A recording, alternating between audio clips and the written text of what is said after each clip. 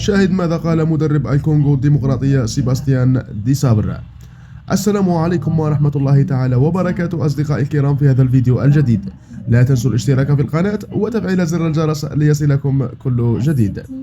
حيث صرح المدرب أو مدرب الكونغو الديمقراطية بأن المنتخب الجزائري فريق قوي جدا، وأنا واثق من أنها ستكون مباراة ممتعة وصعبة. نحن معتادون على مواجهة المنتخبات الكبرى وسنقاتل من أجل الفوز كما فعلنا سابقا أمام الكاميرون ونيجيريا. مرحلة الأدوار الإقصائية تختلف تماما عن مرحلة المجموعات، حيث سنلعب مباراة جميلة ومباراة قوية جدا في الدور السادس عشر. شكرا لكم جزيل الشكر.